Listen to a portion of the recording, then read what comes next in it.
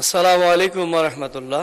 বুধবার জাতীয় সংসদে ৩০০ বিধিতে দেওয়া একটি বিবৃতিতে দেন শিক্ষামন্ত্রী ডক্টর এহসানুল হক মিলন। এ সময় অধিবেশনে সভাপতিত্ব করেন ডেপুটি স্পিকার কায়সার কামাল। একটি সম্পূরক প্রশ্ন করতে পারেন।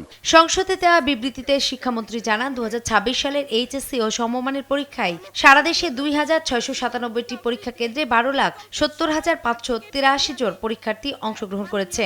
কিন্তু সম্প্রতি ভারী বর্ষণ ও বৈরী আবহাওয়ার কারণে চট্টগ্রাম শিক্ষা বোর্ডের অধীনস্থ ৫টি জেলা চট্টগ্রাম, কক্সবাজার, খাগড়াছড়ি, রাঙ্গামাটি ও বান্দরবানে অনুষ্ঠেয় পরীক্ষা স্থগিত করা হয়েছে। তারা চট্টগ্রাম শিক্ষা বোর্ডের ভারী বর্ষণ ও বৈরী আবহাওয়ার কারণে চলমান এইচএসসি ও সমমানের পরীক্ষায় যারা অংশ নিতে পারেননি তাদের জন্য বিশেষ ব্যবস্থায় পরীক্ষা দেওয়ার সুযোগ দেওয়া হবে বলে জানান শিক্ষামন্ত্রী। সম্প্রতি ভারী বর্ষণ ও বৈরী আবহাওয়ার কারণে চট্টগ্রাম শিক্ষা বোর্ডের অধীনস্থ 5টি জেলা তথা চট্টগ্রাম, কক্সবাজার, খাগড়াছড়ি, রাঙ্গামাটি ও বান্দরবনে অনুষ্ঠিতব্য পরীক্ষা স্থগিত করা হয়েছে।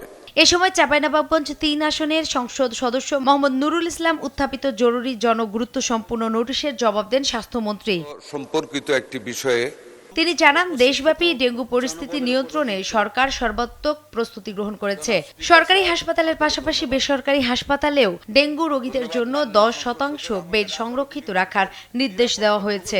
ডেঙ্গু রোগকে মোকাবেলা করার জন্য মাননীয় স্পিকার গত 2 মাস আগ থেকে আমরা সারা বাংলাদেশ ব্যাপী আমাদের সিভিল সার্জন, বিভাগীয় পরিচালক, জেলা প্রশাসক, উপজেলা নির্বাহী কর্মকর্তা, উপজেলা স্বাস্থ্য কর্মকর্তা সহ আমরা পরিচ্ছন্ন অভিযান প্রতি শনিবার চালিয়ে আসতেছি।